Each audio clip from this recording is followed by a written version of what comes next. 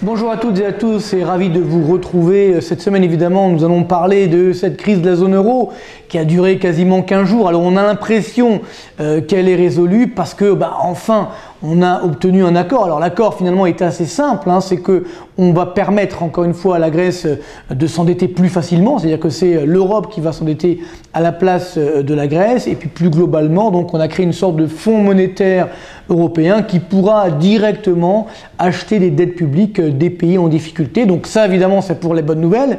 Malheureusement je dirais que le problème est toujours là. Le problème, c'est-à-dire une dette publique énorme et surtout une croissance économique insuffisamment forte pour payer ne serait-ce que les intérêts de la dette publique.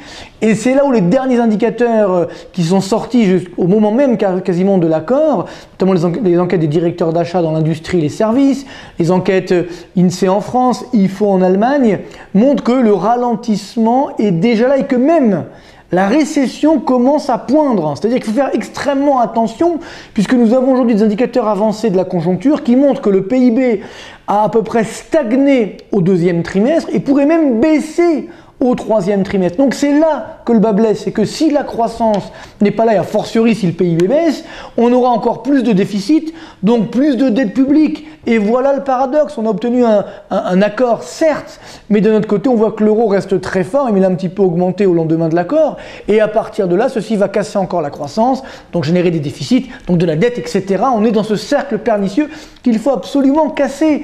Donc c'est là la nouvelle erreur de la zone euro, c'est qu'on a voulu laisser croire que c'était simplement une crise grecque, alors que c'est une crise beaucoup plus large de gouvernance de la zone euro. Alors bien sûr, les dirigeants européens ont dit qu'ils allaient prendre des mesures pour améliorer cette gouvernance, mais on attend justement ces mesures. Et c'est ça qui inquiète toujours et qui montre bien que cette crise n'est absolument pas résolue. Comme d'habitude, on a colmaté la brèche, on a fait en sorte que le mur soit plus joli, mais le mur est toujours abîmé. Et donc c'est ça qui est inquiétant.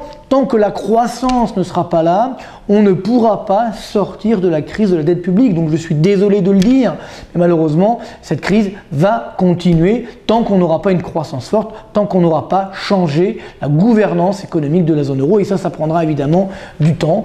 Donc voilà pourquoi on a certes éteint l'incendie, mais malheureusement, il y a encore d'autres poches de feu qui sont un petit peu partout.